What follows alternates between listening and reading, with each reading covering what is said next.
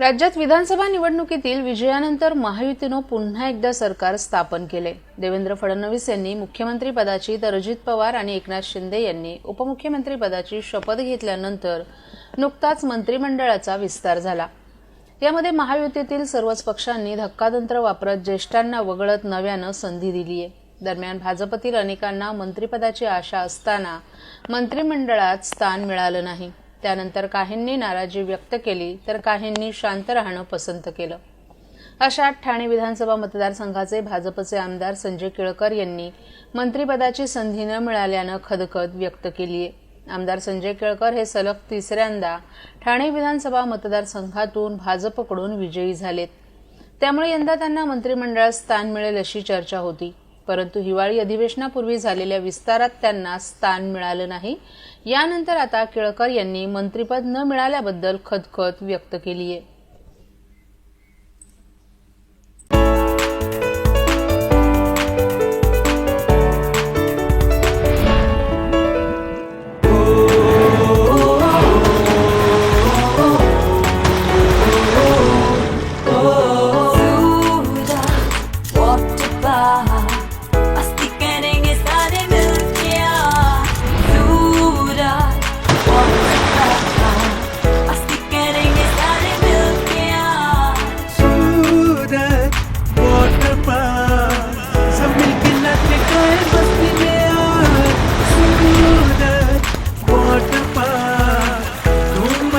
सब मिलके आज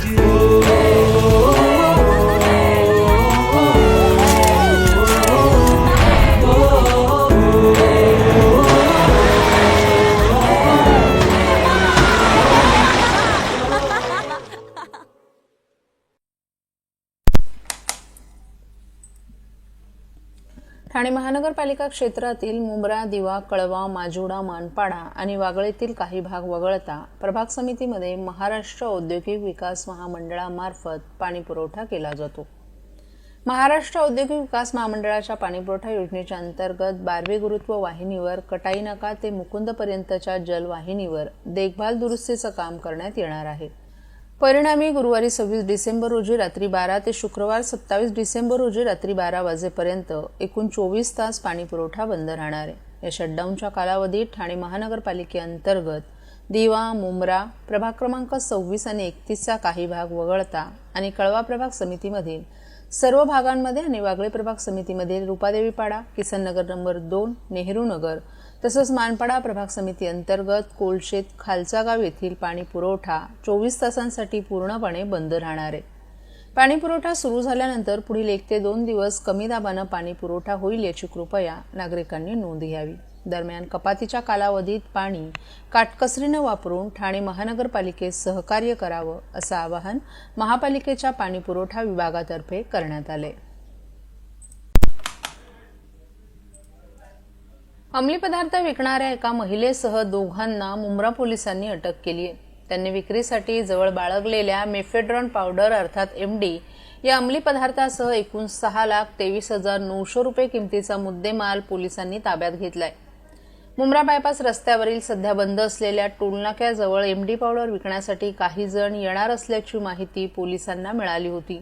या आधारे वरिष्ठ पोलीस निरीक्षक अनिल शिंदे यांच्या मार्गदर्शनाखाली पोलीस उपनिरीक्षक विजय सानप, सहाय्यक पोलीस निरीक्षक प्रवीण सुरवाडे यांच्या पथकातील पोलीस हवालदार राजाराम शेगर, महेश महाले, कलगोंडा बन्ने, महिला पोलीस नायक हुंडे आदींनी शनिवारी सकाळी सापळा रचून फैजान मेमन, तरन्नुम फनसोपकर या महिलेला ताब्यात घेतलं।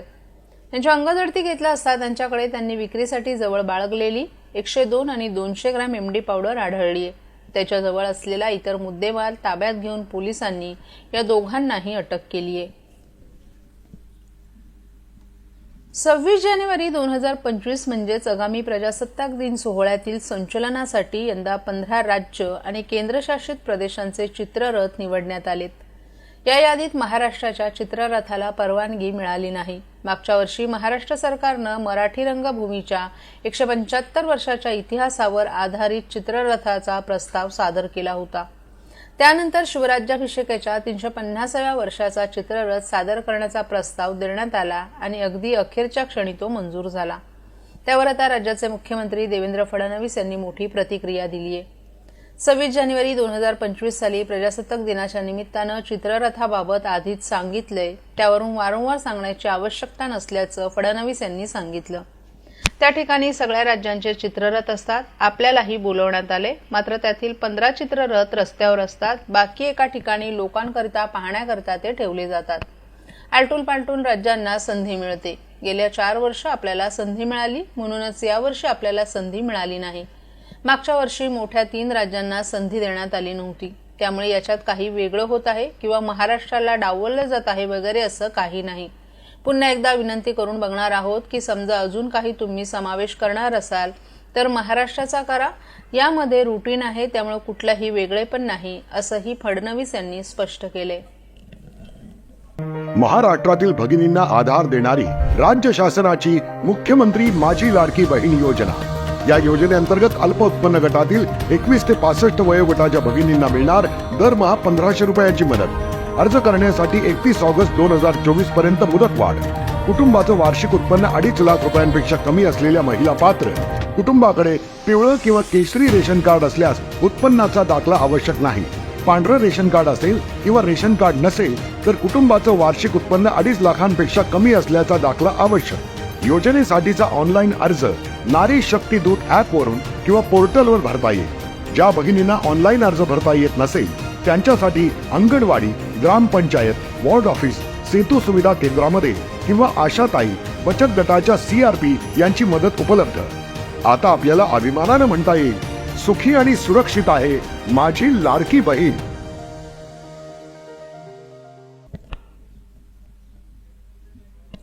श्री कोपिनेश्वर सांस्कृतिक न्यास ठाणेतर्फे हिंदू नववर्षाच्या निमित्तानं आयोजित करण्यात येणाऱ्या स्वागत यात्रेचं यंदा 25वं वर्ष असल्यामुळे 4 महिन्यांआधीपासूनच आयोजकांनी तयारीला सुरुवात केली आहे. तसंच 25वं वर्ष असल्यामुळे यंदाच्या स्वागत यात्रेत जास्तीत जास्त नागरिकांनी आणि संस्थांनी सहभागी होण्याचं आवाहन आयोजकांकडून करण्यात आले. गुढीपाडवा आणि हिंदू नववर्षाच्या निमित्तानं दरवर्षी जिल्ह्यातील विविध शहरांमध्ये हिंदू नववर्ष स्वागत यात्रा काढण्यात येते. ठाणे आणि डोंबिवली हे शहर सांस्कृतिक शहर म्हणून ओळखलं जातं. या शहरांमध्ये मोठ्या स्वागत यात्रा निघतात.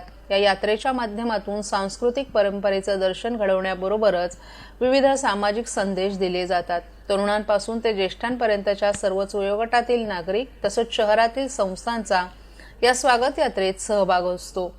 ठाणे शहरात कोपिनेश्वर सांस्कृतिक न्यासातर्फे हिंदू नववर्ष स्वागत यात्रेचं आयोजन केलं जातं. यासाठी गुढीपाडव्याच्या महिनाभर किंवा 1.5 महिना आधीपासूनच तयारीला सुरुवात केली जाते.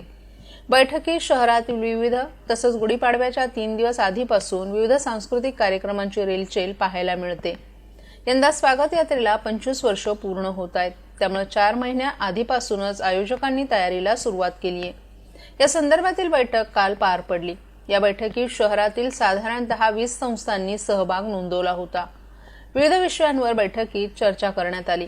तसंच यंदा स्वागत यात्रेला 25 वर्ष होत असल्यामुळे यंदाची ही हिंदू नववर्ष स्वागत यात्रा अनोख्या पद्धतीनं करण्याचा आयोजकांचा प्रयत्न आहे. तसंच जानेवारी महिन्यापासून कार्यक्रम सुरू करण्याचं त्यांचं नियोजन आहे. यामध्ये सांस्कृतिक, सामाजिक आणि प्रबोधनात्मक कार्यक्रमांचा समावेश असणार आहे. या संदर्भातील पुढील बैठक सोमवारी 6 जानेवारी रोजी पार पडणार असल्याची माहिती कोपिनेश्वर सांस्कृतिक न्यासाच्या सचिव डॉक्टर अश्विनी बापट यांनी दिली आहे. 12 जानेवारी रोजी विवेकानंद दौड तसंच त्या अनुषंगानं विविध कॉलेजमध्ये भारत 2047 युवकांचा सहभाग या विषयावर डॉक्टर उदय निरगुडकर, प्राध्यापक मिलिंद मराठे तसंच करंजीकर आणि विजय जोशी यांची व्याख्यानं घेण्याचं ठरवलंय. पुण्यश्लोक अहिल्याबाई होळकर यांच्या त्रिशताब्दी जन्मवर्षानिमित्त विविध प्रकारच्या स्पर्धा आणि कार्यक्रमांचं आयोजन देखील न्यासाच्या वतीनं करण्यात येणार आहे. 26 जानेवारी रोजी संस्थांनी तसंच विविध रहिवासी सोसायट्यांमध्ये भारतमाता पूजनाचे कार्यक्रम व्हावे असंही आवाहन करण्यात आले. जास्तीत जास्त सोसायट्यांनी या कार्यक्रमांमध्ये, स्पर्धांमध्ये आणि यात्रेमध्ये सहभाग घ्यावा असं आवाहन श्री कोपिनेश्वर सांस्कृतिक न्यासाच्या वतीनं करण्यात आलं आहे.